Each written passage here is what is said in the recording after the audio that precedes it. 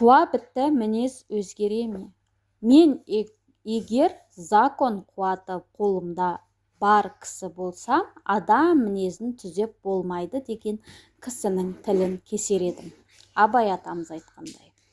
Адамның табиғатында туа бітті мінез болады. Ол өзгереді һәм өзгермейді. Бұл түйінді қалай түсінуге болады? Бір биеден ала да туады, құла да туады. Демекші, бір әке-шешемізден дүниеге келген балалардың әрқайсысы бір әлем, өзінше мінезге ие. Біреуі қайсар, екіншісі жұмсақ, үшіншісі жомарт, төртіншісі көшбасшы дегендей. Әрқайсысының бедерленіп алдыға шығып тұрған ерекше қасиеті, өзгеше қабілеті бар. Мәселе адамға берілген осынау қабілет қарым дәнектерін дұрыс бағытта жетілдіруде. Өйткені кез келген жақсы жаман мінездің әу баста адам табиғатындағы мәйегі мен өзегі біреу. Мысалы, кішіпейілділік пен ынжықтық, үнемшілдік пен сараңдық, жомарттық пен ысырапшылдықтың өсіп шығатын тамыры біреу. Дұрыс қолдансаң қасиетің, теріс қолдансаң қасіретің болмақ. Үлкенді сыйлайтын көркем мінез иесі болсаң кішіпейіл, ал бүгежектеп көрінгенге басисең ынжық атанасың. Сондай-ақ өр көкірек пен тәкаппарлықтың да өзегі біреу.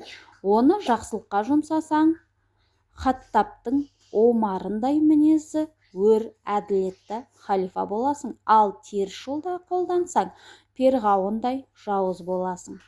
Әзіретті Омардың исламға дейінгі өміріне көз жүгіртсек, мінез тұрғысынан кейінгі Омармен көп айырмашылықты байқай алмайсыз. Омар ол кезде көшбасшы, айбатты, тік мінез, айтқаннан қайтпайтын қайсар, намысшыл еді. Осы мінез дұрыс бағытта қолданбағандықтан көбіне қатыгездікке, әлімжеттікке бой алдыратын. Ал жүрегі иман шуағымен нұрланып, ислам қағидаларымен қуаттанғаннан кейінгі Омар әділетсіздікті көрсе, найзағадай жарқылдап, күндей күңкірейтін өр мінез, айбынды, қара қылды қақ жаратын, әділ мен мейірбан халифаға айналды. Омардың туа бітті табиғаты мінезін өзгерген жоқ, тек дұрысқа бет алды, кемелденіп жетілді.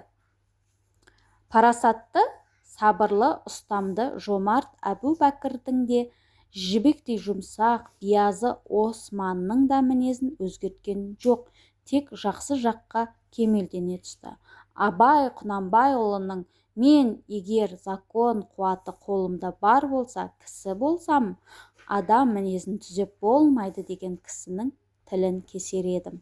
Деп кісі бойындағы табиғи мінезін түбегейлі өзгертуді емес, оны жақсы жаққа бұруға, кемелдендіруге болатынын айтып отыр. Сәлеметсіздер ме? Мен есімім Әсел Ерболқызы. Менің каналыма тіркеліп, комментарий жазып, қолдап отырыңыздар.